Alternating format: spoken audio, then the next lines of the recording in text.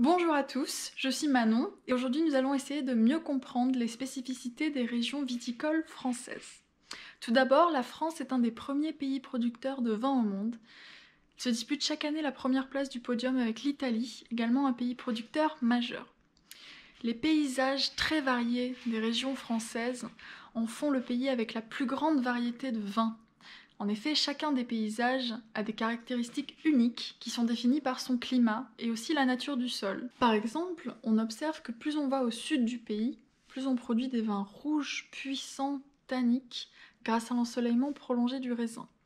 C'est le cas des vins de Bordeaux ou de la vallée du Rhône.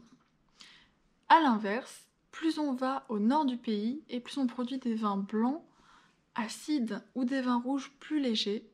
C'est le cas de la vallée de la Loire et de la Bourgogne.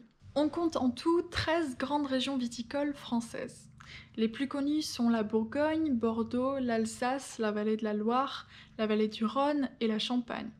Mais il y a aussi le Jura, le Sud-Ouest, la Languedoc-Roussillon, la Provence, la Corse, le Beaujolais et la Savoie. Chacune de ces régions a ses cépages incontournables qui sont adaptés à son climat. Cela commence à faire beaucoup de spécificités, mais ce n'est pas tout. À l'intérieur de chaque région viennent s'ajouter 3 classifications des vins, les AOC, les IGP et les vins de France.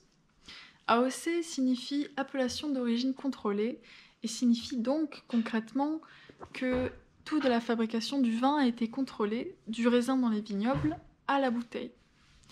Les vignerons doivent donc suivre des standards précis s'ils veulent produire un vin AOC. Il existe en tout 363 AOC pour les vins et spiritueux en France. Mais les AOC, c'est aussi pour d'autres produits, comme par exemple le fromage. En réalité, le but est de contrôler l'origine et la réputation de la gastronomie française. Mais c'est encore plus compliqué que cela, car à l'intérieur de l'AOC, l'appellation peut reprendre soit une appellation régionale comme Bordeaux, soit une appellation sous-régionale comme le Médoc à Bordeaux, soit une appellation de village comme Pauillac en Médoc à Bordeaux, ou bien une qualification supplémentaire s'il s'agit d'un cru, donc venant d'un vignoble très reconnu pour sa qualité, ce qui suppose aussi que la bouteille sera très chère. La deuxième classification, qui désigne les IGP, ou indications géographiques protégées, impose aux vignerons des standards moins stricts en termes de cépage et d'origine géographique. En effet, ici, il n'est pas question de restreindre le vin à des règles bien précises, mais de laisser le vigneron exprimer sa créativité. Sur votre étiquette, vous trouverez donc la liste des cépages utilisés.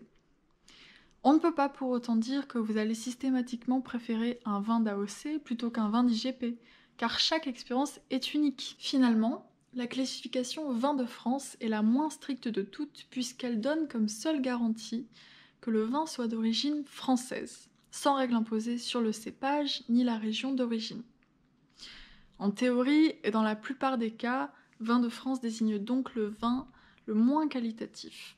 Mais il peut aussi s'agir d'une expérience fabuleuse de la part d'un vigneron. Voilà, j'espère que ceci va vous aider à mieux comprendre et à mieux lire votre étiquette de vin français.